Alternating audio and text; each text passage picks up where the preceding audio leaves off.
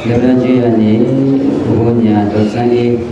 Nanti masih ada dulu yang kenci wani pula angkat jendela Yesus untuk hari itu. Lalu daya kami jodoh lalu daya kama konan namo.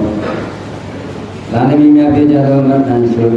sensu mangkongnya tu mangkorani mangkongnya ini mengalir semua lawan yang sisa juga. Ini jenis berita yang nak terbaru di jenis berita yang nak terusuk jaga kesolan soalnya tanah kaum tu pensiun jaya lupa jemlanai. Terus yang lumah kita tu ni jaga alun matian ambil dalam kaum ah.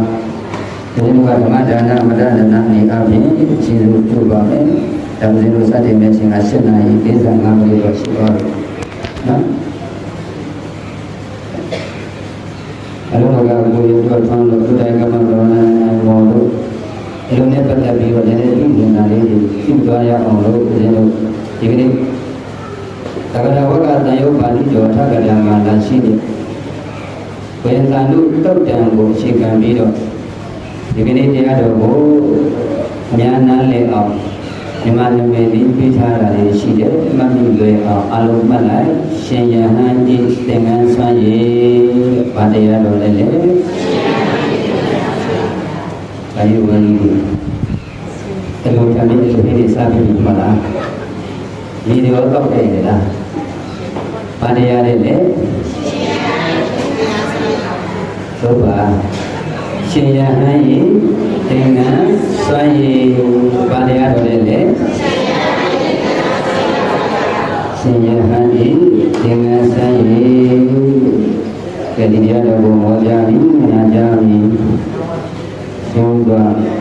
tak tahu ada apa. Sebentar itu saja alum bela solepa. Boda biasa. Nadana. Yang wadi tu lemasi, Koda biasa, Alana. Yang wadi tu lemasi, Koda biasa, Alana. Yang wadi tu lemasi. Karena ada luamnya, dia ketingginya masih. Karena ada luamnya, dia ketingginya masih. Karena ada luamnya. Dia katanya masih, dan selalu kalau di bawah pada, dan bisa loge sadiwala kalau pada, dan sabuna meswata lalu jadi golong, loge dan jijumiko ada dengan kamamnya ilagang. Gambarnya ini nyanyi kakak tentu kikusen nyaja macam ni walau jepasi tadi. Lana bisa aku jepah lana domnya jikulang. Loga bisa lana jijumiko ada dengan mamnya kulang. Dewa nama dewa namanya nakau nakau lagi. Ya kandu si bina yang makin biasa daya oh. Kau bermedui samja hodong mulai jabasi kau tadi.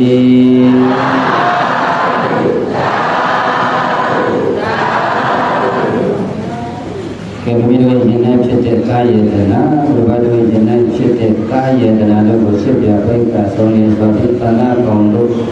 konten simio de aludana boima dikene semua kapu jenu tian demeli pigere tian doyan namiga babale.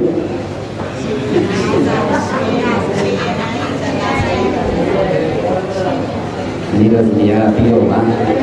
no? Kilo dah dia ada di bioma. Saya hanya dengan saya, di rumah di dalam rumah, no? Jadi saya hanya dengan saya biar dia boleh itu ဒါကျေးဇူးဆက်ပါမယ်မိမိတို့လည်းပဲတင်းနေလျောက်တဲ့အိန္ဒိယဘုရားတွေထိုင်ပြီးတော့တရားတော်ကိုနာယူလို့ရပါပြီအဲ့တော့ဒီတရားတော်ကိုမြတ်စွာဘုရားဇေတဝန်ကျောင်းတော်မှာတရင်သုံးတဲ့အချိန်ခါလုံးကမြတ်စွာဘုရားဟောကြားတော်မူခဲ့တဲ့တရားတော်ပဲဖြစ်ပါတယ်အဲ့တော့လူတို့ကအလုံးမမိသားစုတွေဒီကနေ့မိမိတို့ရည်ကျင်တဲ့ဖြစ်တဲ့တာယတနာသူဘာတို့ရည်ကျင်တဲ့ဖြစ်တဲ့ကာယတနာတွေကိုရှစ်ပြပြိက္ခာဆုံးလင်းစားနဲ့သာသနာပေါင်းလို့ပြုသွင်းရတာအမှန်တမ်းမုံမြတ်တဲ့အလုပ်ပဲမြတ်စွာဘုရားလက်ထက်တော်အားလုံးကဘုဒ္ဓဝတိဘေးနာအမှန်တမ်းမှဆင်းရဲလာတဲ့မိသားစုလေးတစုရှိတယ်အဲ့ဒီမိသားစုမှာဘာခင်လို့တဲ့သူဟာတာကလေးငငယ်ရွယ်ရွယ်မှာပဲမကင်းစားရွယ်မှာပဲဘဝတစ်ဘဝပြောင်းသားရှာတဲ့အခါကျတော့မိခင်ကြီးဟာဒီတာကလေးသေးသေးလေးနဲ့ရသမျှအလုပ်တွေကိုလုပ်ကိုင်းပြီးတော့ဒီတာကလေးကိုပြုစုစောင့်ရှောက်ပြီးတော့မိခင်ကြီးကနေလာလိုက်တာဒီလိုနဲ့နေလာရင်နဲ့ဒီကလေးလေးဩဥရိတံပတိနဲ့လည်းပဲပြည့်စုံတယ်မိခင်ဖြစ်တဲ့ပုဂ္ဂိုလ်ကမသာလေးဟာဒီဝမနေရင်တော့ဆင်းရဲဒုက္ခတွေရမ်းများမှာပဲလူလောကလူဘဝဆိုတာကအလိမ်ကောက်လက်ပတ်တွေကလည်းများပါငါသားလေးကိုရင်ဝိရင်တော့ငါတော့စိတ်အေးရပြီကိုရင်ဝိရင်တော့ငါကတော့ဩတက္ကမကြီးတို့ကိုရင်လေးဖေရဒီလိုထူးရရင်သိကောင်းမှာပဲလို့မိခင်ကြီးကလက်ချလုပ်တဲ့သူလေးမရှိတဲ့အခါကျတော့ဒီသားလေးရဲ့အပေါ်မှာညှော်လင်းချက်တွေထားပြီးတော့နေ့တိုင်းဒီလိုလေးစဉ်းစားနေတာဘုရားကောင်းသူတော်ကောင်းတွေလည်းပဲဒီနေ့လူတိုင်းကဝေကျော်တော်တို့ဒကာမတော်နိုင်မို့ဒီသားစုတွေဟာလည်းမိမိတို့ရဲ့ဉာဏ်နဲ့ဖြစ်တဲ့သာယတနာတွေဝေးလာပြီးဆိုလို့ဘုရားဘာသာမြန်မာလူမျိုးတွေကသာယောက်ျားလေးဝေးပဲဆိုဝေးလာပြီးဆိုလို့ရှိရင်ဟောအရွယ်ရောက်လာရင်လေငါသားလေးကိုရှင်းပြပရိက္ခဆုံးလဲစွာနဲ့သာသနာပေါင်းလို့တွန်းသွင်းကြမယ်သာသနာပေါင်းကိုကိုရင်လေးတွေကိုပြင်းကြမယ်ဒီလိုကြီးစေချက်ဒီလိုကြီးမှန်းချက်ထားကြတယ်အဲ့ဒီလိုထားပြီးတော့လည်းပဲရည်ချက်တွေပြည့်အောင်နော်ဒီရည်မှန်းချက်တွေဖြစ်ဖို့ဖြစ်ရမယ်ဆိုအောင်ဘုရားမောင်တော်ကောင်းတွေကဒီသားယောက်ျားလေးမွေးတဲ့အချိန်ကစပြီးတော့ကြိုးစားလိုက်တာဟောယနေ့တော့ပြီအလုတိုင်းကဝေကျော်ထွန်းလို့ကမတော်နိုင်မို့လို့စန္ဒတွေဖြည့်သွားပြီနော်ငါတို့တလျာသတိရှာအာလမသိမြတ်တပိပိုက်လျာခါတိုင်းစင်မြန်ဖန်တဲ့ကံဖြင့်ယံဗုဒ္ဓရှိဘဝကိုညာကမေကောင်းသောဘိယိဘိသိမင်္ဂလာပပိစ္ဆာဟုဓမ္မာနုကလူဒါနာကိုကာလဘေကလူနိုင်ပါအံမာတာပိတမိနိဘာတို့နေသမမေကျန်တဲ့၍သည်ဩယနေ့တို့ဖြင့်အောင်မြင်ခဲ့လိမ့်မည်ဟောမိခင်ဖခင်တွေကလေငါတို့ရဲ့တာကလေးမွေးတာဒီရောက်လာရင်သာသနာ့ဘောင်ကိုတွင်ရှိမြောက်ပြီးတော့ပပိစ္ဆာအမွေခံပြီးတော့ငါတို့သာသနာဒါယကာတွေအစစ်ဖြစ်အောင်ခံယူကြမယ်လို့ရည်ရွယ်ချက်တွေထားပြီးတော့ဒီကနေ့တော့ဖြင့်ပြိတ္တရဲ့အလိုပွဲကြီးအောင်ပြီမဟုတ်လားနော်ဒီလိုပဲပြိတ္တရဲ့တာနုရဲ့မဲတော်ဟာလည်းပဲဒီတိုင်းပဲဟောသူသားလေးကိုကြည့်ပြီးတော့ငါတို့ကအစင်းရတာပဲဒီသားလေးကိုရင်ဝိရင်တော့ဖြင့်မိခင်ကြီးကဝန္ဒတတဖြစ်ရမှာပဲဒီလိုတွေးဒီလိုနဲ့မြတ်စွာဘုရားမှုပြုတဲ့သံဃာတော်တွေကလည်းပဲနေ့စဉ်နဲ့မြတ်ဟာဤသာဝတ္တမျိုးလေးကိုဆုံးခံကြွတဲ့အခါကျတော့အဲ့ဒီမှာဘယ်သူပါလာလဲလို့ဆိုလို့ရှိရင်ရှင်သာရိပုတ္တရာကိုတော်မြတ်ကြီးကလည်းပဲပါလာတယ်နော်အဲ့ဒီရှင်သာရိပုတ္တရာကိုတော်မြတ်ကြီးကကလေးလေးတွေဆိုရင်သိရှိတတ်တယ်သိပြီးတော့တဏှာတတ်တယ်အဲ့ဒါတာနုလေးကိုမြင်တဲ့အခါကျတော့ဟာသိရှိစရာကောင်းတဲ့သားငယ်လေးပဲနေ့စဉ်နဲ့အမြတ်ဘုရားကြောင့်ဒီပြောပြတဲ့တရားကြောင့်ဒီပြောပြတဲ့ဘာသာရေးဘက်ကိုပါအောင်ချာခေါ်တယ်နော်ဘာသာရေးဘက်ကိုတိတ်ကိုတနေ့နဲ့ဒီကလေးတွေကစိတ်ထဲမှာဘာဖြစ်လာလဲလို့ဆိုတော့ဘာသာသာသနာဘက်ကိုအာယုံလေးတွေရောက်လာတဲ့အခါကျတော့စိတ်လေးကငြိမ်းချမ်းမှုလေးတွေရလာကလေးငယ်ငယ်ကြီးတော့ဒီလိုနဲ့တနေ့နှစ်နှစ်၄၅နှစ်၆နှစ်9နှစ်အရွယ်ရောက်တဲ့အခါကျတော့တာနုလေးစိတ်ထဲမှာကိုရင်ဝိရှင်တဲ့စိတ်တွေပေါက်တယ် ကိုရင်ဝိဇ္ဇင်နဲ့စိတ်တွေပေါက်တဲ့အခါကျတော့မိခင်လှုပ်တဲ့သူအမေတဲ့တာကိုရင်ဝိဇ္ဇင်နဲ့အဲ့ဒီအတန်ကိုကြားလဲကြားအောင်မိခင်မုံတို့မှကြီးကဝမ်းသာလိုက်တာလေငါဒီဟောဒီသားကလေးပုစုပေါက်တော့အရွယ်လေးကနေပြီးတော့ငါဒီရေမန်းချက်ကိုညှော်လွမ်းလာကြဒီနေ့တော့ဖြင့်ငါရေမန်းချက်တွေငါမျောလင်းချက်တွေပြေးပြီဝမ်းသာလိုက်ဒီလိုနဲ့မိခင်လုပ်တဲ့သူကချက်ချင်းပဲဘုရားကမောသူတော်ကောင်းတွေလို့သင်္ကန်းပရိက္ခဆိုင်သွားသင်္ကန်းတွေဝယ်ကြသင်္ကန်းဝယ်တဲ့အခါမှာလည်းပဲကိုသားလေးဝယ်မဲ့သင်္ကန်းနော်ဒီသင်္ကန်းနဲ့ပတ်သက်ပြီးတော့နည်းနည်းလေးတော့ပြောအောင်နော်ဘုရားကမပေါင်းသူတော်ကောင်းတွေကလွဲနေတဲ့အချက်တွေအများကြီးရှိနော်အခုကိုယ်သားတို့ရဲ့အမိသင်္ကန်းဆိုင်သွားပြီးသင်္ကန်းဝယ်ပြီးဗျဒီကနေ့အလူဒါယကကြော့တော့အလူဒါယကမှထွန်းနိုင်မို့မိတို့ရဲ့ရင်နိုင်ဖြစ်တဲ့တာယေတနာသူတော်ဘာတို့ရင်နိုင်ဖြစ်တဲ့တာယေတနာကိုရှင်းပြပရိက္ခာစုံလင်စွာဖြင့်သာသနာ့ဘုံတဲ့တွတ်သွင်းကြတယ်ဆိုတဲ့အခါကျတော့သင်္ကန်းပရိက္ခာတွေမောရဘူးလားမရဘူးနော်ခင်ဗျားတို့လေအလူဝဲလေးဖြစ်တော့မယ်ဆိုလို့ရှိရင်အဲ့ဒီဝိဇ္ဇာကောင်းကောင်းမွန်မွန်မလျှော့ကြဘူးလားချုပ်တယ်ဒီတတ္တပါလာလို့ရှင်တာပေါ့ဟုတ်လားအဲ့တော့ဒီသားကိုရင်လေးတွေဝိမဲ့သင်္ကန်းကလည်းပဲကိုယ်ပဲဒီဘက်ပေါက်နေရင်ကောင်းပါမလားမကောင်းဘူး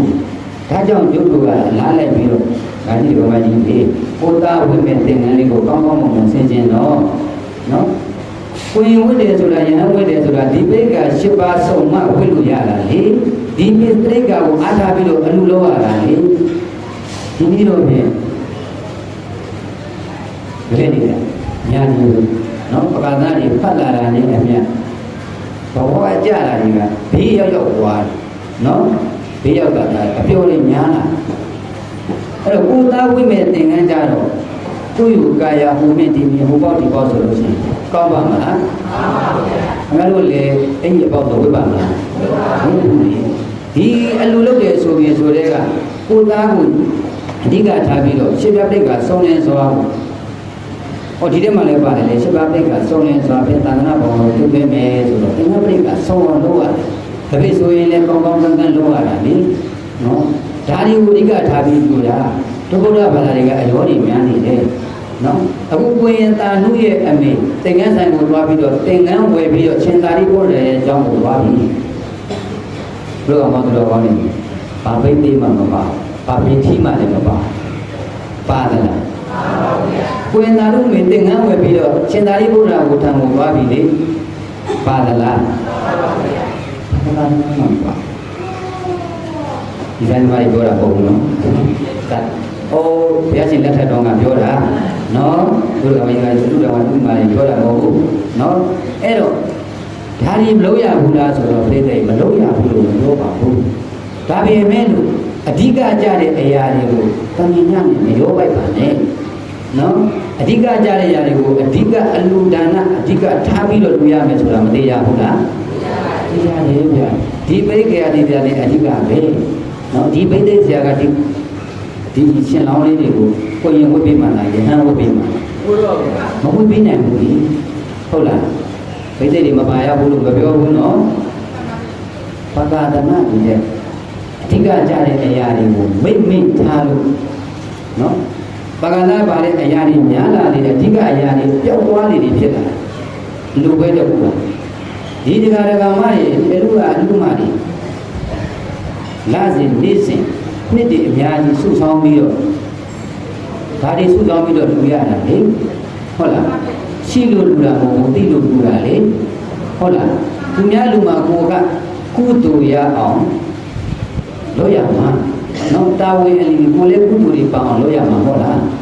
နော်အလူဒါနကိုရှိမရမှာဟုတ်လားဒီလိုပဲပါတယ်ကျွန်တော်ဝင်တဲ့တာလေဘိုးရဒီရနော်ဘိုးလိုဒီလိုရောဒီပါလာတာလေကဲဒါဖြစ်လို့ရှိရင်ပြိတ္တိပြောမယ်ဗျာဘုရားကမာကြီးလည်းဘုရားရအောင်ဒါလေးတော့မှတ်ထားပါဦးဒီနေ့ကျုပ်တရားကတော့ပြုပြီးရေးတရားပဲနော်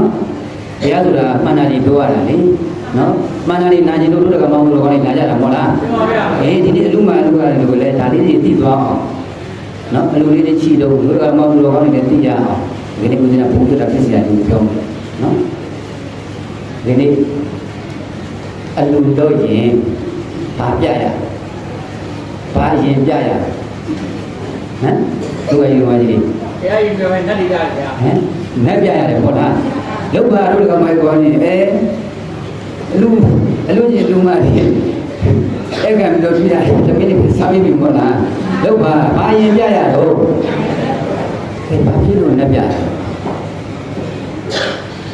ဘာဖြစ်လို့နတ်ပြရတာတော့ဘယ်လိုကိုင်းဝေးပါတယ်ငန်းကြီးပါတယ်ဘယ်လိုမသိဘူးဟုတ်လားဘာဖြစ်လို့နတ်ပြရတာတော့ဘုရားသားတော်ဖြစ်မဲ့တာကီဝီမင်းသားရှင်သာမဏေဖြစ်မဲ့ပုဂ္ဂိုလ်လေးအမတ္တမမုံမြတ်လို့နော်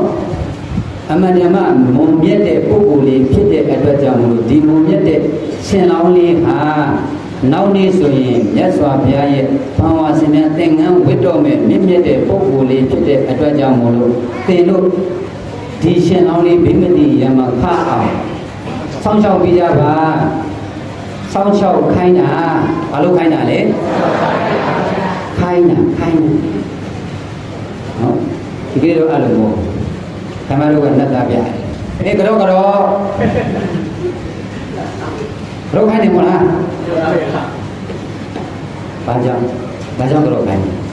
ရှေ့ဦးဆွဲလို့ပါဗျာဟုတ်လားအမတ္တမမင်းမြတ်တဲ့ဒီရှင်လောင်းလေးကိုလို့သင်တို့ဆောင်းချောက်ကြပါလက်ဒီမှာရှင်ရန်ခံခွင့်မရှိဘူးပဇင်းခံခွင့်မရှိဘူးလေဟုတ်လားမြင့်မြတ်တဲ့ပုဂ္ဂိုလ်လေးနော်ငါတို့မရနိုင်တဲ့အရာကိုဒီမှာရှင်လောင်းလေးတွေကရပြီငါတို့တစ်ဖန်ဆောင်းချောက်ပေးမယ်အဲ့ဒါလို့နော်အခုသိပြီလားသိပါဗျာအဲ့ဒါဘာမှမဟုတ်ဘဲနဲ့သွားတော့ခိုင်းတဲ့ခါကျတော့ဟိုမြင့်မြတ်တဲ့ကလေးကဟိုမှာတဏှာကုန်းကြီးပြည့်ပြီဘုရားတရားသံဃာရဲ့ပုံမှာတန်ခါတော်နေပြက်ပြီးလွဲကြလေးကိုပြောပြတာနော်စိတ်ဆိုးသလားဆိုးပါဗျာဆိုးပါဘူးရှစ်လို့ပြောတာလားမုန်းလို့ပြောတာလားအကျိုးသိခြင်းလို့ပြောတာလားအကျိုးမရှိခြင်းလို့ပြောတာလားအကျိုးရှိခြင်းလို့ပြောတာပါနော်ဒါလေးတွေလွဲနေတာဒီမှာတာနော်ဟောမှာယတ္တသရောသာမြတ်စွာဘုရားသာသနာ့ဘောင်တော်ကိုဝင်တော့မယ်ဆိုတဲ့အခါကျတော့အဲ့ဒီနဲ့ဒီကနေနောက်ကချင်းပုံကြီးကန်ပြီးတော့လိုက်ရတာနော်တော့ပြကြတော့လို့ငါတို့ကိုလာကြည့်မှာနော်ဟောမိုးဘောကတရားမင်းကလည်းပဲအလူတကကိုရဲကျော်ထွန်းလို့အလူတကတော်နိုင်တော်မလို့ခမည်းတော်သားလေးရှင်လောင်းဖြစ်တဲ့အတွက်ကြောင့်လို့ရှင်သာမဏေဖြစ်သွားတဲ့အတွက်ကြောင့်မလို့ကျုပ်တို့ကလည်းပဲခမည်းတော်အလူကိုရှိမြောက်သောနေအပြင်သာဓုခေါ်ပါတယ်ဘယ်လိုခေါ်တာတော့တရားမင်းခေါ်တာအဲ့ဒီဆိုတော့ကလည်းတရားမင်းတဲ့ကြီးပါမလားစဉ်းစားနော်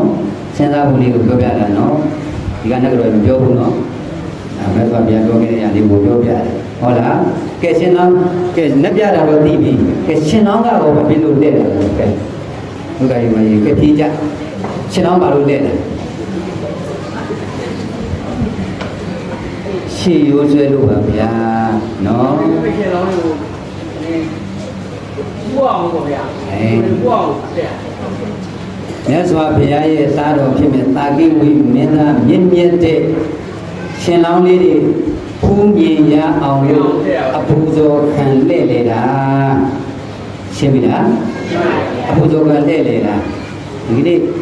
မိမိတို့ကတတ်နိုင်လို့ဇေယနာဘောလကောင်းဒီယနာဘောလကောင်းနော်ဒီနေ့ကိစ္စဆိုရင်တော့ဒါပြောရဲအရင်တော့ဆိုရင်တော့လူလေးယောက်တန်းနဲ့ဟောမင်္ဂလာပေါ့ဒီပေါ်လေးတွေတင်ပြီးတော့ဟောမြတ်စွာဘုရားရဲ့ရှင်လောင်းဖြစ်မဲ့တာကိဝေမင်းသားဘုရားသားတော်လေးဖြစ်မဲ့အတွက်ကြောင့်မလို့အားလုံးမြင့်မြတ်တဲ့ဒီရှင်လောင်းလေးကိုပူဇော်ကြပါလို့ရွတ်တော်ကိုလှည့်ပြီးတော့အပူဇော်ခံတာဒီကတော့ဘာလို့ကြလဲဟုတ်လားအလူဒါနဒီအလူတကဝိရကျော်တော်လို့အလူတကဒေါ်နိုင်မော်လို့နေ့လမ်းများဆုဆောင်ပြီးတော့ရှိတာရွှေနေဆိုတာဒီလေဒီကနေ့ကိုယ့်ရဲ့ရင်၌ဖြစ်တဲ့တာယနာသူဘာတို့ရဲ့ရင်၌ဖြစ်တဲ့တာယနာတွေကိုဆက်ပြပရိဒကဆုံးလင်းစွာဖြင့်သာသနာပေါင်းလို့တွင်ကြတဲ့အလူဘွဲမှာလူတကပေါင်းတော်ကောင်းတွေကလည်းပဲသာတို့ခေါ်နိုင်အောင်သူဘာရဲ့အလူမှာရှင်းမြောက်နိုင်အောင် နော်ကိုတာဝန်ကြရလေးတွေကိုတာဝန်ကြီးအောင်လုပ်ဖို့မကောင်းဘူးလားကောင်းပါလေဗျနော်ဘာပိဋိပါဆိုင်မှလည်းမပါပါဘူးဘာပိဋိမှလည်းမပါပါဘူးနော်မထည့်ရဘူးလို့မပြောဘူးနော်မလုပ်ရဘူးလို့မပြောဘူးနော်ဘယ်ကနေပြီးတော့ဘယ်လိုလုပ်ရတယ်ဆိုတာလေးကိုပြောအဓိကအရာလေးတွေမိသွားမှကြောက်လို့နော်အဲ့တချို့ဘိသိက်ဆရာတွေကပြောသေးတယ်ဘိသိက်ရည်စင်မှမလို့ရင်တဲ့ဒီရှင်တော်လေးကတာမဏိမဖြစ်ဘူးတဲ့တချမ်းကမှမဟုတ်ဘိသိက်ဆရာကရှိလာပြီနော်ဘုရားစိတ်တွေပြောတာမဟုတ်ပါဘူးဟုတ်လားဒီရှင်တော်လေးတွေကိုကိုရင်ဝိပိမာကဘယ်လိုလဲတော့ယဟန်တန်ဃာတွေဟုတ်လားယဟန်တန်ဃာတွေဝိပိမာဒီရှင်တော်လေးတွေအတာမဏိဖြစ်မယ်မဟုတ်လားမှန်ပါဗျာစဉ်းစားဖို့ပြောတာနော်ဟုတ်လားစဉ်းစားဖို့လို့အမိုက်တိဖို့ပြောတာနော်ကဲနဲ့ပြတာဒီသွားပြီရှင်တော်တဲ့တာလည်းပဲပြီးသွားပြီနော်ဒါမိနစ်ပိုင်းပဲရှိသေးတယ်ဟုတ်လားဒါပြီးလို့ချင်းတို့တော်ကောင်းတို့ကောင်းနေဒီကနေ့အလူတိုင်းကဦးရဲ့တို့တော်လူတိုင်းကမှဒေါ်လာနိုင်မို့လို့မိမိတို့ရင်နဲ့ဖြစ်တဲ့တာယတနာတို့ဘာတို့ရင်နဲ့ဖြစ်တဲ့တာယတနာတို့ကိုရှုကပရိက္ခာဆုံးလေစွာဖြင့်သာသနာပေါင်းတို့သူပင်ကြရဤခံမှာမြတ်စွာဘုရားကဘုံကံရှိလို့တဲ့ပရိသေဘာရှိလို့လဲတဲ့ဘုံကံရှိလို့ဘဂဝန္တနဲ့ဘုံကံကြီးမားတဲ့ပုဂ္ဂိုလ်တွေသာလည်းသာသနာအပွဲချင်းပြတဲ့ပြည့်စုံတဲ့ဝိသနာတော်မြတ်ကြီးကိုဘဂဝန္တဝဘုံကံရှိသူမှသာလည်းနာယက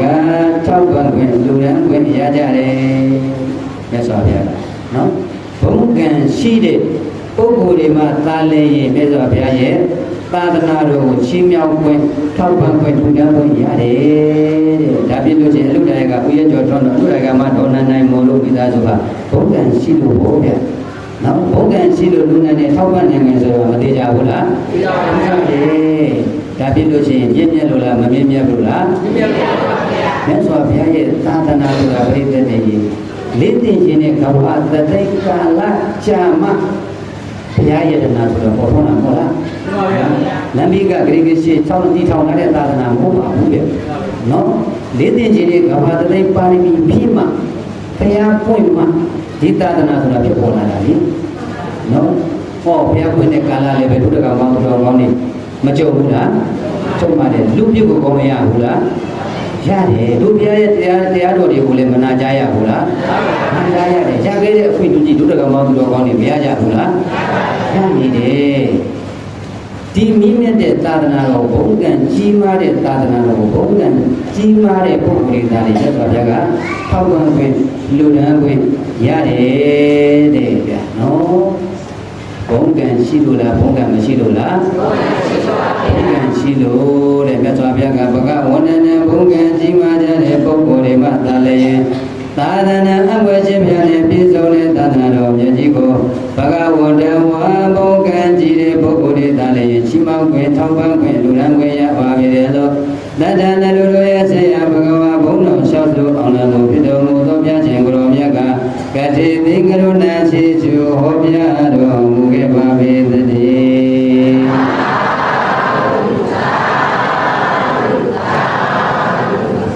ကဲဒါလေးဆိုလိုက်ပေါ်ဘုံရှိမြတ်စွာသာသနာဘုံရှိသူသာပူဇော်သည်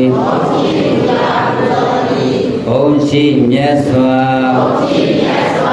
သာသနာဘုံကံရှိသူသာပူဇော်သည်ဘုံရှိမြတ်စွာသာသနာဘုံကံရှိသူသာပူဇော်သည်မြတ်စွာဘုရားကဘုံကံရှိတဲ့ပုဂ္ဂိုလ်တွေမှာသာလေမြတ်စွာဘုရားရဲ့သာသနာကိုရှင်းပြခွင့်ထောက်ပံ့ခွင့်ရတယ်တဲ့မြတ်စွာဘုရားကညာနာဝန္ဒနာဉာဏ်ပညာကြီးမားတဲ့သာသနာဟောဒီမြတ်စွာဘုရားရှင်ရဲ့အပွင့်ရှိပြသာသနာတော်မြတ်ကြီးကိုညာနာဝန္ဒဝါဉာဏ်ပညာကြီးမားကြတဲ့ပုဂ္ဂိုလ်တွေမှာသာလေထောက်ပံ့ခွင့်လူရန်ခွင့်ရကြတယ်နောက်နံပါတ်2ကဉာဏ်ပညာကြီးမားတဲ့ဟောဒီသာသနာရဲ့ဉာဏ်ပညာကြီးမားတဲ့ဗါတဲ့လေဒီသာသနာမှာဉာဏ်ပညာအင်းကြီးတယ်ဟုတ်လားအဲ့ဒီဉာဏ်ပညာနဲ့ပြည့်စုံတဲ့သာသနာတော်မြတ်ကြီးကိုပြိတ္တရဲ့ဉာဏ်ပညာကြီးမားကြတဲ့ပုဂ္ဂိုလ်တွေမှသာလျှင်သာသနာတော်မြတ်ကြီးကို ပစ္စယနုကဓမ္မနုကအပြင်ထောက်ပံ့ခွင့်လူရန်ခွင့်ရတယ်ဟုတ်လားဒါဖြစ်လို့ချင်းအလူလာယကဥကျွေးကြောထွန်းတော်လူလာယကမှာဒေါ်လာနိုင်မောတို့ဉာဏ်ရှိလို့တားလေရင်ဒီမြတ်စွာဘုရားရဲ့သာသနာတော်မြတ်ကြီးကိုထောက်ပံ့ခွင့်လူရန်ခွင့်ရကြတယ်ဆိုတာမသေးကြဘူးလားအဲဒါကြောင့်ဆိုလိုက်ပါဉာဏ်ရှိမြတ်စွာသာသနာဉာဏ်ရှိသူသာပူဇော်သည်ဉာဏ်ရှိမြတ်စွာသာသနာဉာဏ်ရှိသူသာပူဇော်သည်ညောင်းနံပါတ်3ကတတ္တဝဒနံသရတရားနှင့်ပြည့်စုံကြတဲ့ဟောဒီသာသနာဆုံးမသောဘုရားရှင်ရဲ့အဘွယ်ရှိပြသာသနာတော်မြတ်ကြီးကိုတတ္တဝနဝသရတရားလို့ခေါ်တဲ့ယုံကြည်ချက်ရှိတဲ့ပုဂ္ဂိုလ်တွေမှသာလျှင်ရှင်းမြောက်ခွင့်ထောက်ပံ့ခွင့်လူရန်ခွင့်ရကြတယ်ဟုတ်လားတရားတရားနဲ့ယုံကြည်ချက်ဆိုတဲ့တရားတရားနဲ့ပြည့်စုံတဲ့ဟောဒီသာသနာတော်မြတ်ကြီးကိုယုံကြည်ချက်ပြီးနဲ့ပြည့်စုံတဲ့ပုဂ္ဂိုလ်ဒီမှာသာလည်းမြတ်စွာဘုရားကရှိပါခွင့်ထောက်ပံ့ခွင့်လူရန်ခွင့်ရပါတယ်လို့တတ္တနတ်တို့ရဲ့ဆရာဘဂဝါဘုန်းတော်ချောင်းစုအောင်လံကိုဖြစ်တော်မူသောဘုရားရှင်ကိုရောမြတ်ကကတိတိကရုဏာရှိချိုဟောပြတော်မူခဲ့ပါပေသတည်း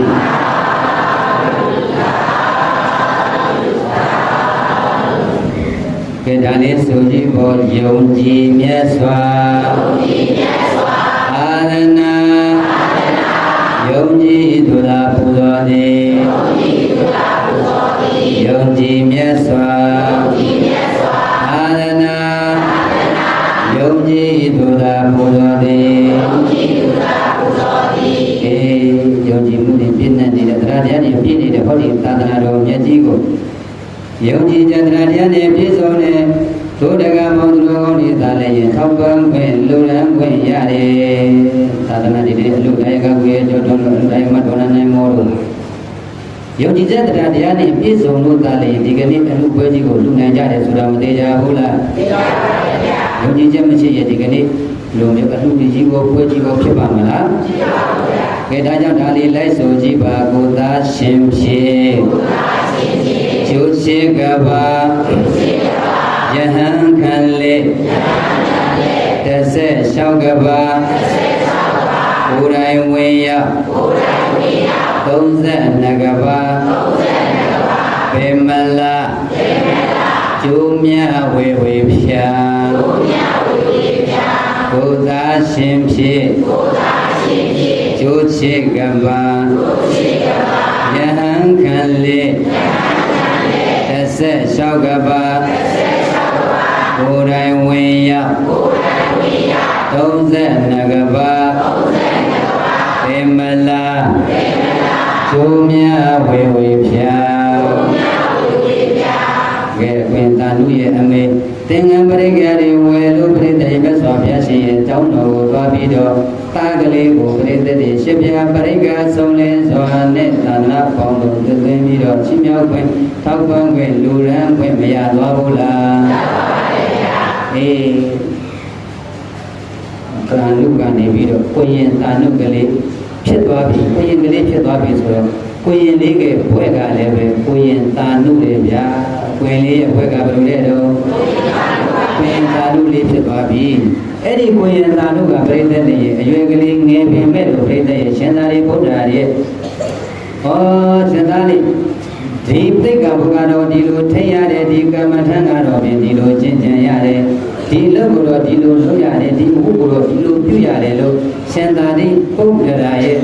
ပြုပြင်မှုဆုံးမမှုရဲ့ဩဝါဒတွေခံယူပြီးတော့ဒီကိုရင်လေးဟာနေ့စဉ်နဲ့အမျှကုသိုလ်ကောင်းမှုတွေကိုလုပ်တယ်တဲ့အကြောင်းရင်းမှာဝေယဝဆတွေလုပ်တယ်နော်ညရောက်တဲ့အခါကျတော့လည်းပဲဒီကိုရင်သာနုလေးဟာဘုရားရှင်ဟောပြီးပြီဆိုလို့ရှိရင်ဘာသာလုပ်လဲလို့ဆိုလို့ရှိရင်မဲ့တဲ့ဘုရားရှင်ဟောပြီးလို့ရှိရင်လေတချို့အကြောင်းတွေမှာဆိုလို့ရှိရင်ဒီဒီကောက်ကြတယ်နော်ခြေတော်ကြီးတွေတီးကြတယ်အဲ့ဒီလိုပဲကိုရင်သာနုပါဟောကျွန်တော်ဒီကနေ့ပြုခဲ့တဲ့ကုသိုလ်ကောင်းမှုတွေကိုအာလုံးသောတတ္တဝါနန္ဒာအပေါင်းတို့အားအမြတ်တမ်းပေးဝေပါ၏နေ့စဉ်နဲ့အမြတ်ဒီကိုရင်သာနုလေးကသူပြုခဲ့တဲ့ကုသိုလ်တွေကိုအမြတ်တမ်းပေးဝေတာနော်ဒါနေလဲတော့ဆိုတော့မဟုတ်ဘူးနော်14ရက်ဘက်က15ရက်ဘက်ကနော်နတ်ဇမကလက်သုံးဘက်ကဘုံနေ့တွေတော့မှလည်းပဲ ဖိတ်တွေကနေပြီးတော့မနဲ့ပြန်တော့ဥပုပ်လေးပါ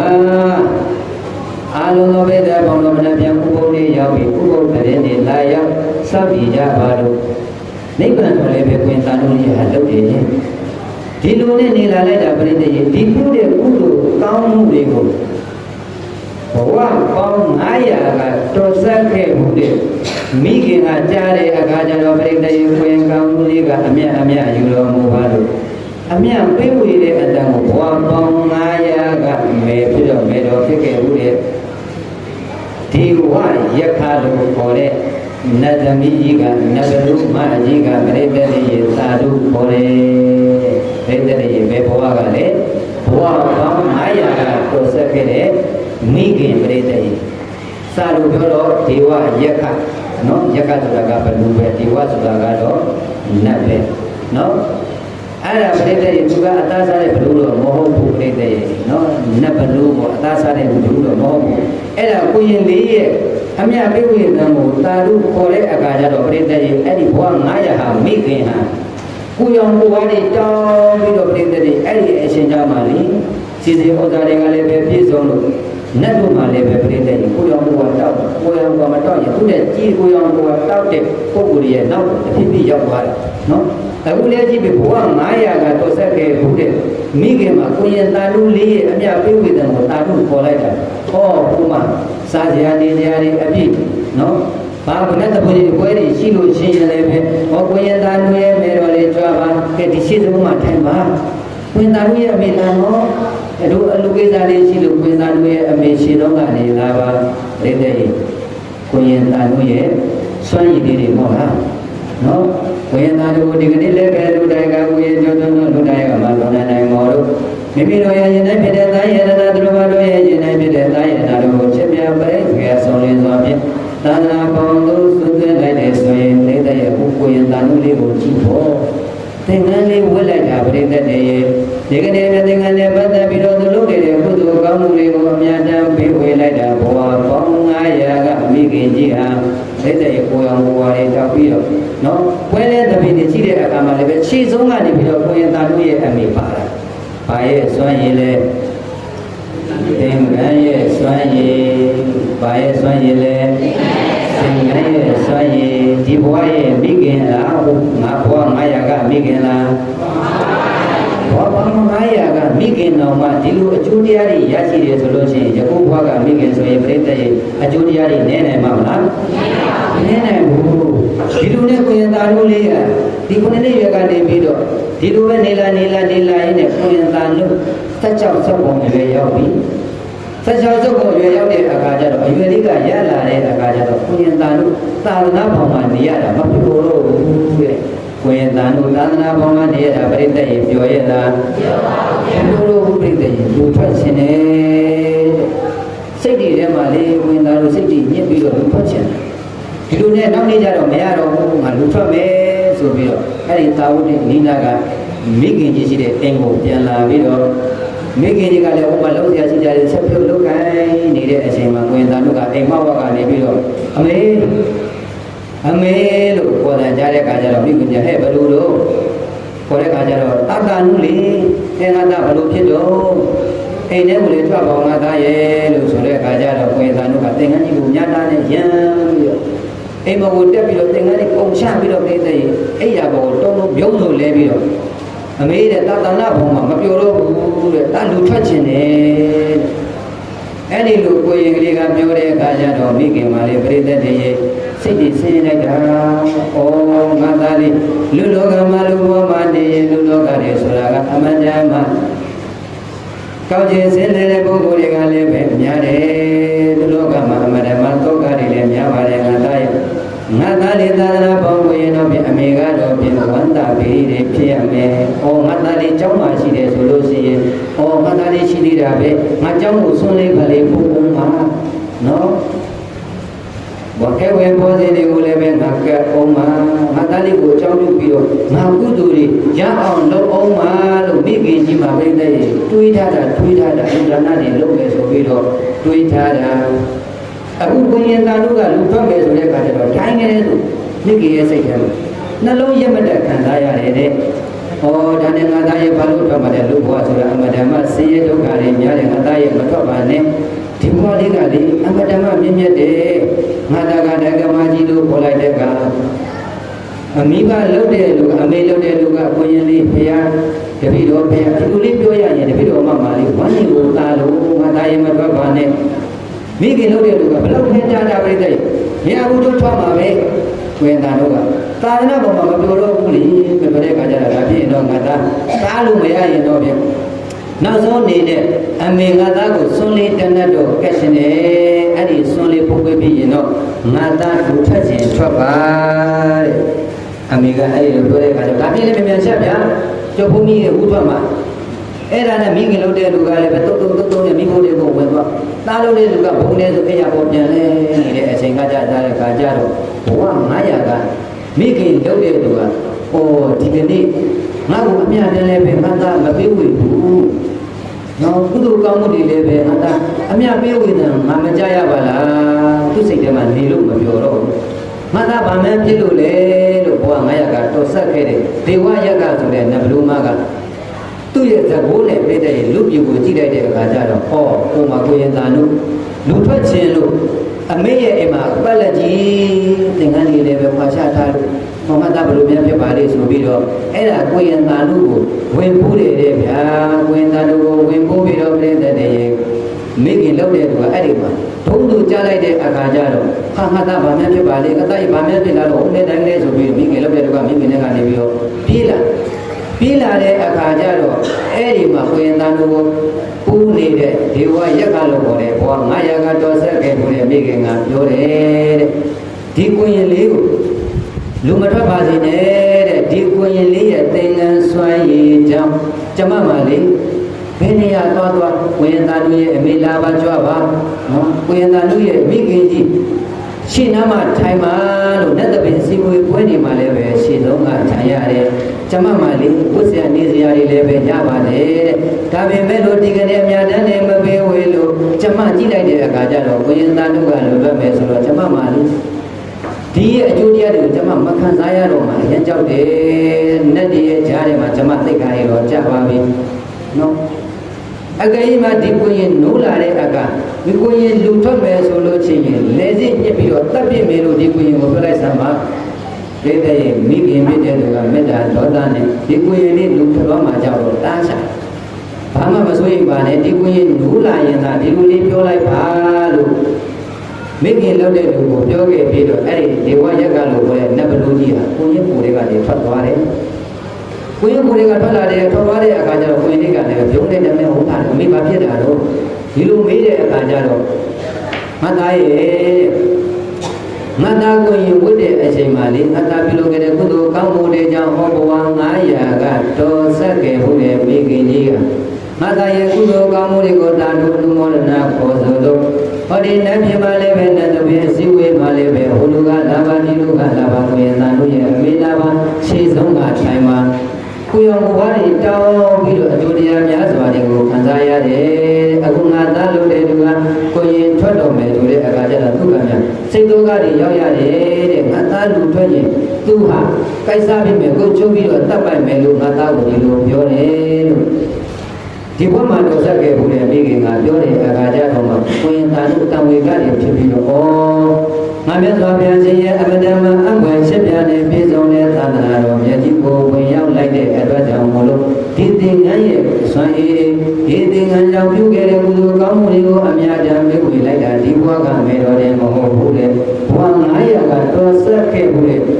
မိခင်ကပါကောင်းကျိုးလိုအင်ဆန္ဒတွေပြည့်စွမ်းနိုင်ပါလားငါဒီကနေ့လူမထွက်တော့ဘူးလေကိုယ်ရတာလို့လူပဲရဲ့လားဘသူရဲ့စွမ်းရည်ရဲ့စွမ်းရည်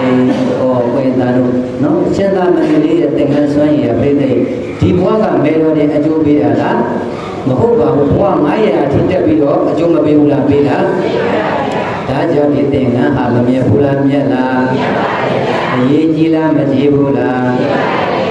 ဟောအရေးကြီးလို့တို့ကလေဒီသင်္ကန်းပရိက္ခာတွေကိုတင်းတင်းချာချာကောင်းကောင်းမွန်မွန်လေးလုပ်ပါလို့ဒီကနေ့ဦးဇင်းတို့ကနေပြီးတော့တော်မောတော်ကောင်းနေအကျိုးတရားများစွာကိုရရှိခြင်းလို့တိုက်တွန်းနေဆိုတာမသေးကြဘူးလား ကဲဒါကြောင့်ဒါလေးလိုက်ဆိုကြည့်ပါကိုသားရှင်ဖြင့်ကျိုးချစ်ကပါယဟန်ခံလေတစ်ဆက်လျှောက်ကပါကိုယ်တိုင်ဝင်ရောက်32ကပါပေမလားကျိုးမြဝေဝေဖြာကိုသားရှင်ဖြင့်ကျိုးချစ်ကပါယဟန်ခံလေတစ်ဆက်လျှောက်ကပါကိုယ်တိုင်ဝင်ရောက်32ကပါပေမလားကျိုးမြဝေဝေဖြာကိုသားကိုရှင်ဖြစ်သာသနာပေါင်းလို့သွတ်သွင်းကြမယ်ဆိုရင်ပြိတ္တရဲ့အကျိုးတရားက8ကပါအပေမလားဘူးတဲ့ဘယ်နှကပါတဲ့လေနေတဲ့ကုသိုလ်လားမင်းဘုပြိတ္တ8ကပါတော်မှာကိုယ်တိုင်ပြီးတော့ယဟန်ခံမယ်ဆိုလို့ရှိရင်16ကပါအပေမလားဘူးတဲ့ဒီကနေ့မိမိတို့ယဉ်၌ဖြစ်တဲ့သာယရဏသူတစ်ပါးတို့ရဲ့ယဉ်၌ဖြစ်တဲ့သာယရဏတို့ကိုပြိတ္တရဲ့8ပါးပြိက္ခာဆုံးလင်းစွာဖြင့်သာသနာပေါင်းလို့သွတ်သွင်းလိုက်တာဟာပြိတ္တရဲ့8ကပါအပေမလားခြင်းဆိုတဲ့အကျိုးတရားကိုရမယ်နောက်တစ်ခါဥပသမရကံဆောင်လို့ရယံပေါင်းလို့သွတ်သွင်းလိုက်မယ်ဆိုရင်16ကပါ8ကပါရဲ့16ကပါရဲ့ပေါင်းလို့ဘယ်နှကပါ28ကပါအကယ်၍များပရိသတ်ရဲ့ဒီနေ့အလူတိုင်ကကိုရေးတော်ထုံးကလေကိုတိုင်ဝင်ရောက်ပြီးတော့ငါအလူမှာငါ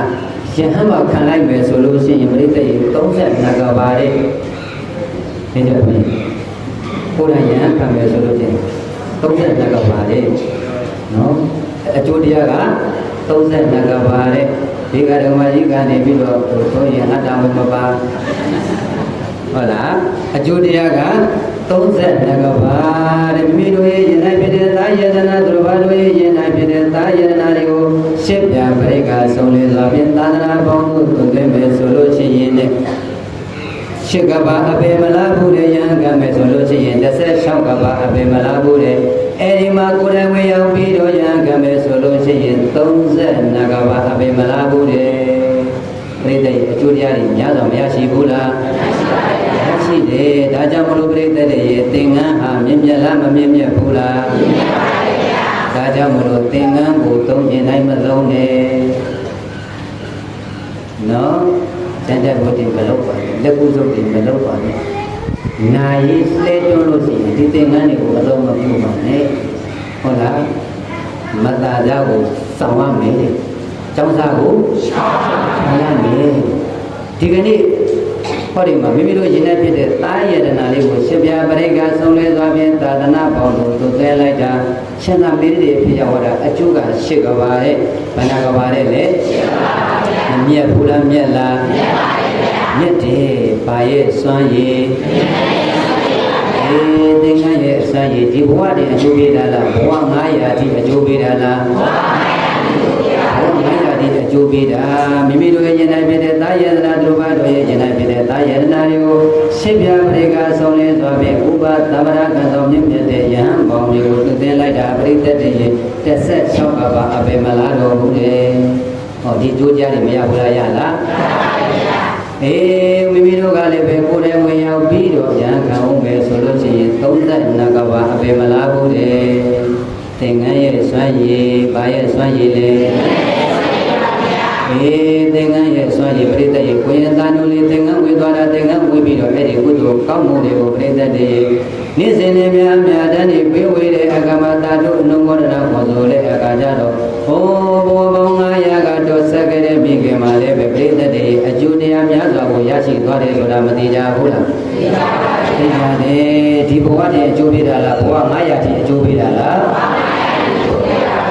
ဘဝများစွာဒီသင်္ကန်းဟာအကျိုးတရားများစွာကိုပြီးစွမ်းနိုင်ပါတယ်ဒါကြောင့်မလို့မြင့်မြတ်တဲ့အလုံးမှာနော် မြင့်မြတ်တဲ့ဒီပိတ်က7ပါးကိုကြိုးစားပြီးတော့ပရိသတ်တွေကောင်းကောင်းမွန်မွန်နဲ့ဖြစ်အောင်မလုပ်တင်ဘူးလားလုပ်တင်လားလုပ်တင်တယ်အကျိုးကြီးလို့လားအကျိုးသေးလို့လားအကျိုးကြီးလို့ပါဗျာအကျိုးကြီးလို့နော်အကျိုးကြီးများစွာအကျိုးတရားတွေများစွာရစေခြင်းလို့အဓိကအရာတွေကိုမမေ့ဘဲနဲ့ပကာသမารတွေကိုလျှော့တိုင်တော့လျှော့ပြီးတော့အဓိကကြတဲ့အရာတွေကိုများစွာလုပ်ဖို့မကောင်းဘူးလား